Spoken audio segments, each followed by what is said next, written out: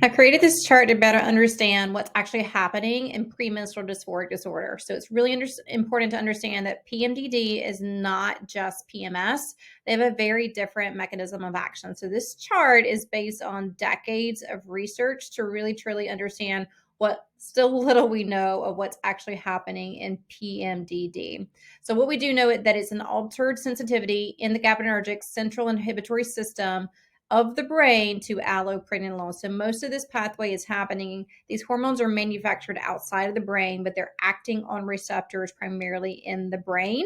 They're also in other parts of the body as well. But when we're talking about what's actually happening, the GABAergic central nerve inhibitory system, we're talking about the GABA receptors, and most of them are found in the brain. So progesterone is the hormone, one of the main hormones that it is produced after ovulation. You also have estrogen, you also have testosterone, which do play a role in PMDD, but progesterone's conversion to allopregnanolone, which is in the middle of the chart here, is the most important hormone that's actually causing the most problematic response in the brain during that late luteal phase. So all of this is happening after ovulation, and it gets progressively worse until menstruation. So that's when the day you start bleeding. Usually those symptoms of PMDD dissipate altogether, and then you're fine for a week, 2 weeks at max, and then you start having those symptoms reoccurring around day 14 of your cycle, so your late luteal phase. So what we do know is that progesterone for most women converts to allopregnanolone. Allopregnanolone is converted by several different enzymes. Allopregnanolone typically in a normal healthy brain converts to allopregnanolone, which works very well to inhibit the excitatory effects of the brain, which means it calms you down. It's your natural Xanax, if you will. It calms the brain down. It lets you relax. It lets you sleep. It stops you from getting super, super anxious and super having a lot of anxiety and stress in the brain. The allopregnanolone works primarily on the GABA receptors. So it's almost like this lock and a key. So allopregnanolone is the key, again, made from progesterone, works in the key to basically works in the receptor to turn on those GABA receptors. So GABA is that relaxation hormone. So that's basically the same receptor in the brain that a lot of these medications like your benzodiazepine, so your Xanax, your Valium, they all work on these GABA receptors to kind of tone the brain down. However, in PMDD, what we have is overproduction of this allopregnanolone by way of these certain hormones, or these enzymes that convert way too much progesterone to 5-alpha dihydroprogesterone.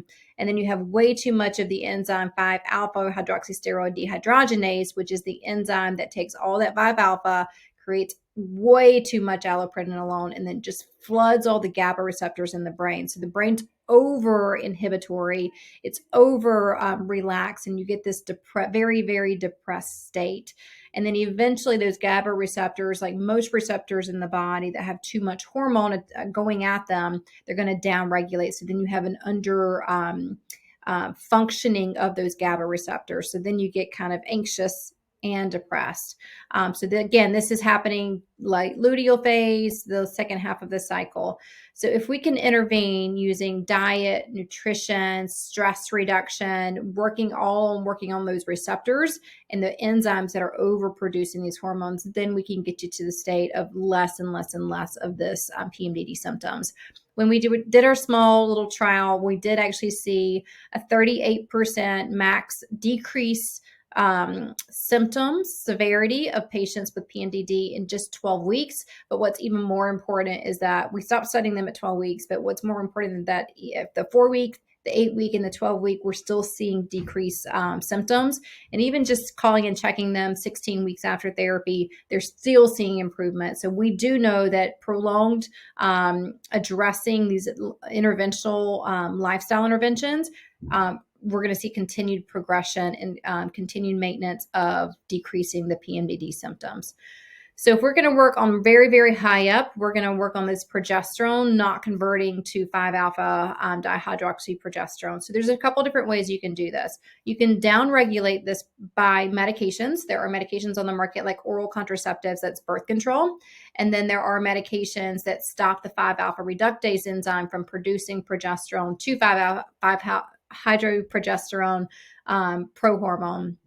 That's like the finasteride, the deutericide. These are typically medications that are prescribed to men that are having male pattern baldness. On occasion, we'll use them in women who have women pattern baldness, but that's an off-label use of these hormones or these medications, these pharmaceuticals, to stop the progesterone to 5-alpha dihydroxyprogesterone, that intervention.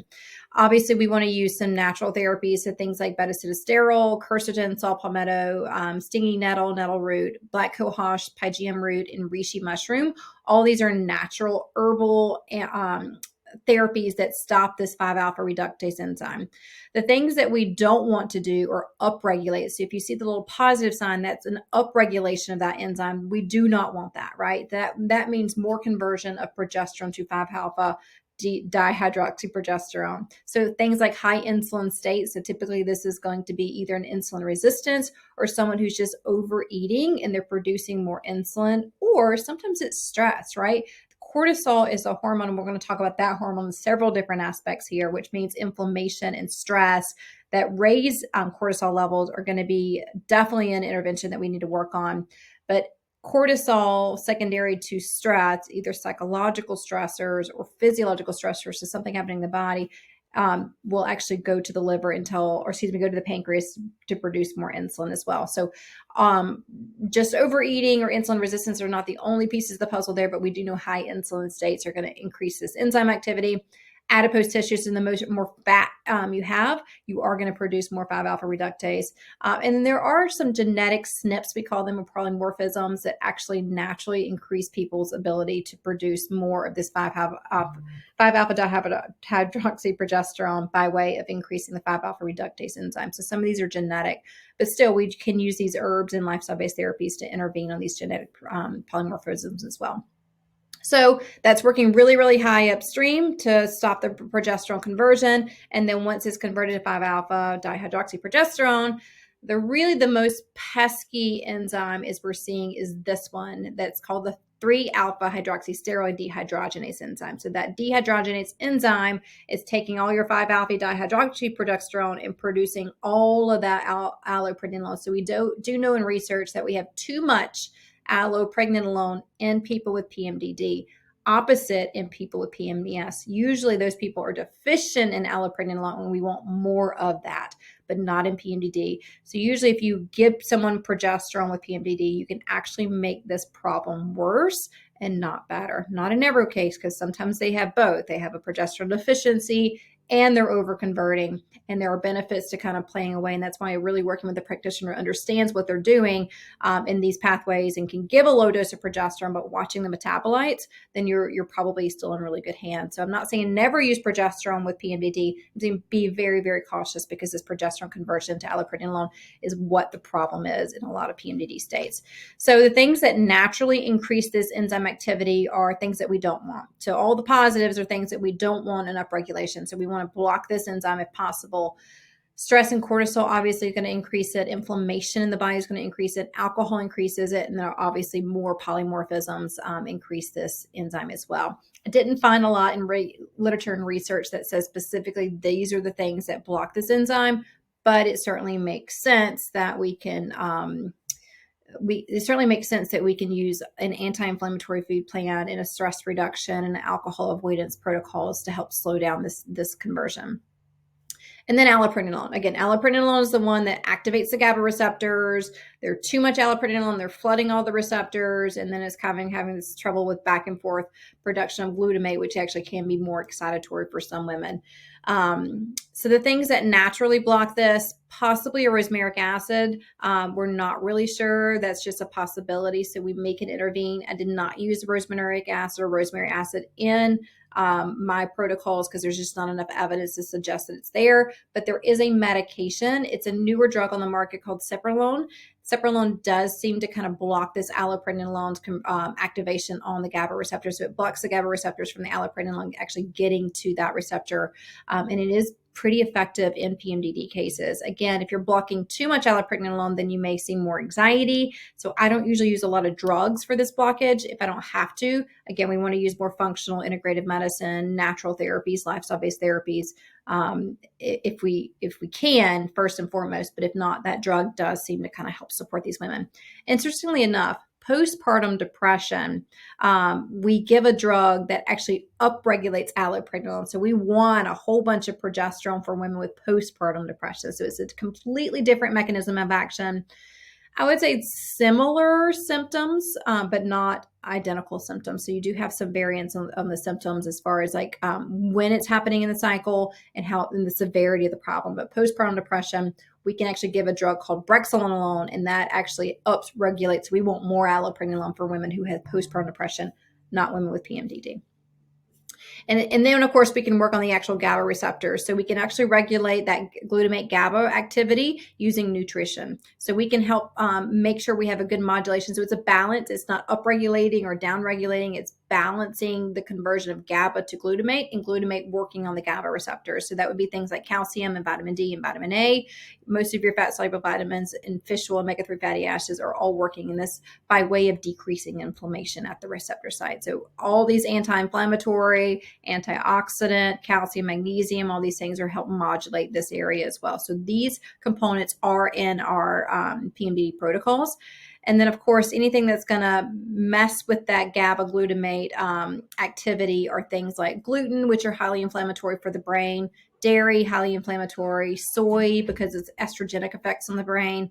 And then, of course, we have other inflammatory markers like elevations in cytokines, interleukin, CRP, reactive oxygen species.